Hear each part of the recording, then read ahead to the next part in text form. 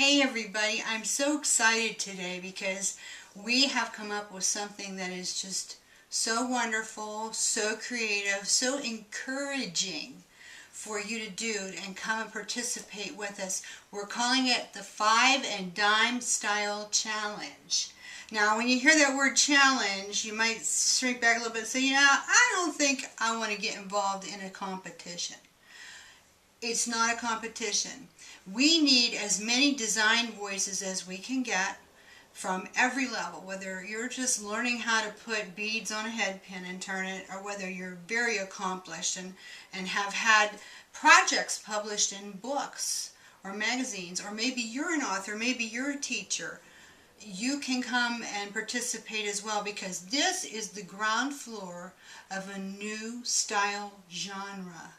And by means of this challenge, we hope to create an identifiable style of jewelry. So whoever comes and helps participate is going to be doing that. We do think it will take some time. This is round one of the challenge. So if perchance you can't participate this time, we're going to have more rounds as time goes on, and we're going to refine it. But at this point, you might be saying, what's five and dime style? You know what? I wouldn't presume to tell you exactly. I can suggest, but as a group, we're going to identify it. But basically, I can tell you, think this.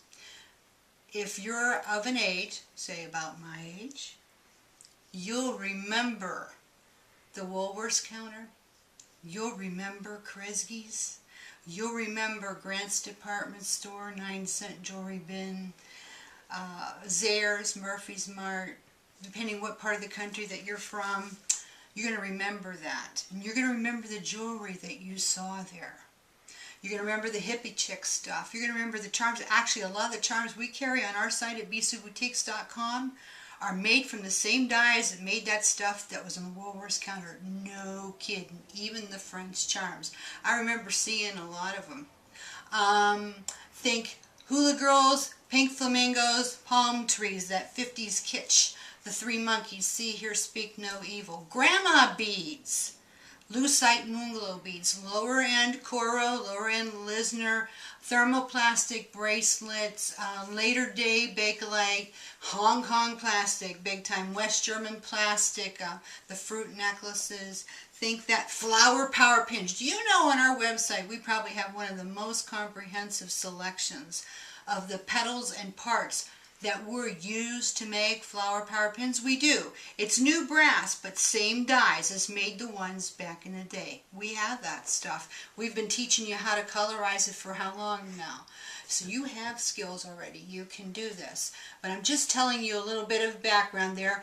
We're going to have on the blog a book list of places you can go to look, maybe some sites that you can go look at this type of jewelry. But the thing is, we're not talking about recreating that stuff. We're talking about being inspired by it. Inspired by it. So Allah, not the thing. Go look at that stuff and say, now where does this take me? I remember back when I was first starting to design, there was a book, well it's still I think in print, Popular Jewelry 1840 to 1940 by Roseanne Ettinger. Now that's not a book that you'll use to get inspiration for this challenge, but it helped me so much when I began to design, because I liked the old Bohemian check design, and then I was finding out the parts were still made to a big degree. Well, I would look at Roseanne's book, look at the pieces in there and say, I don't want to make just that. I want to make something like that. And then as time went on, I got real interested in Miriam Haskell jewelry. Well, we had fabulous books. The ones out of print, I think the Deanna Farnetti Sarah, if I'm saying that right, that's out of print now, and I guess it's kind of valuable. I have a copy, and I wouldn't part with it for any money because I learned how to cage out of that book.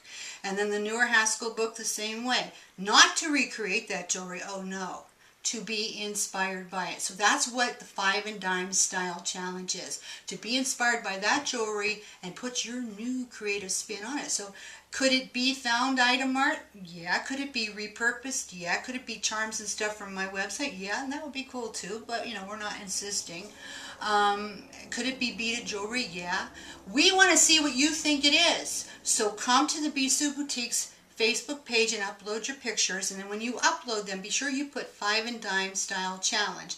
And then what we're going to do is we're going to feature those pictures on the page, also on my blog, also in my newsletter. If you want to include links to your design site, if you have a jewelry design site, we'll be happy to put that up there too, because also I'm going to put these pictures in a separate album that will be linked to my regular bsuitboutiques.com website. So when your link goes on that, then you have an inside link inside my site, which helps your search engine. So that's a good thing for you. This is all win-win. It's all good. Guess what? We have 17 participants as of this morning. This is October 22nd, Friday. We could have 500, and I hope we do. I know it's going to make a lot of work for me, but maybe I have a couple people I can delegate to if it becomes necessary. But this goes on till November 13th. You can go to the Be Sue Boutiques blog, which is accessible from bsuitboutiques.com. There's a link on the top of the home page.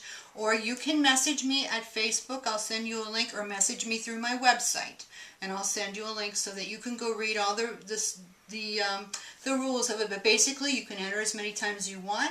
You can enter until November 13th for the first round. There will be gifts. First prize is going to be $50 gift certificate to bsuitboutiques.com, and there'll be some secondary gifts too, depending on how many participants we get. Believe me, I will be generous with you. I love to be generous. This is a generous thing. It's us all being generous to achieve a goal, to develop an identifiable new genre. Who knows where this will go? Perhaps publication in magazines. Perhaps one of us will want to write a book. They'll have all the fodder they need. So pretty much this is the information that you need to get started. You can go to the fan page and read about it. You can go to the blog and read about it. You can message me. I can send you links. I do hope you'll participate, because there are no bad ideas. There are just ideas. So jump in. Let's see where you go with it. And this is pretty much what I want to tell you for this video. The second one on the Five and Dime Style Challenge, or on Five and Dime Style, because I'm already using those terms, and I hope you will too. I'm going to show you some examples of some things that I have here on the table that I've made, and also some old pieces that kind of give you a better idea what we're looking at and where you might want to go with this. So get in there and get busy, because we want to see what you got.